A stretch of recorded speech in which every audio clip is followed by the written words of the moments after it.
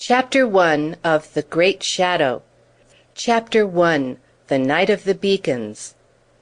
It is strange to me, Jock Calder of West Inch, to feel that though now in the very centre of the 19th century I am but 55 years of age, and though it is only once in a week perhaps that my wife can pluck out a little grey bristle from over my ear, yet I have lived in a time when the thoughts and the ways of men were as different as though it were another planet from this.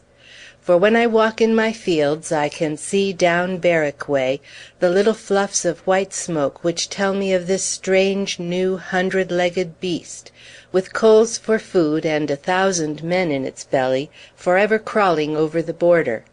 On a shiny day I can see the glint of the brasswork as it takes the curve near Corrymuir.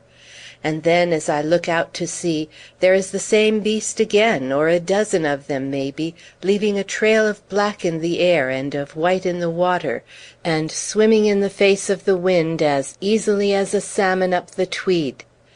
Such a sight as that would have struck my good old father speechless with wrath as well as surprise, for he was so stricken with the fear of offending the Creator that he was chary of contradicting nature, and always held the new thing to be nearly akin to the blasphemous.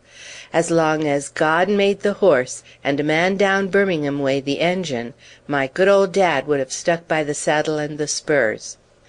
But he would have been still more surprised had he seen the peace and kindliness which reigns now in the hearts of men, and the talk in the papers and at the meetings that there is to be no more war, save of course with blacks and such like. For when he died we had been fighting with scarce a break, save only during 2 short years, for very nearly a quarter of a century. Think of it, you who live so quietly and peacefully now.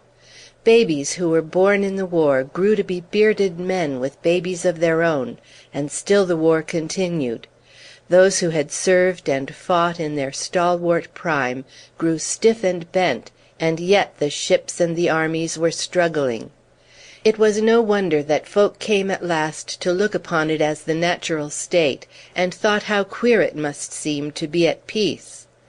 During that long time we fought the Dutch, we fought the Danes, we fought the Spanish, we fought the Turks, we fought the Americans, we fought the Montevideans, until it seemed that in this universal struggle no race was too near of kin or too far away to be drawn into the quarrel.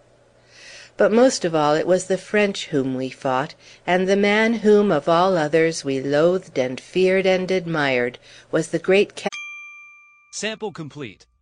Ready to continue?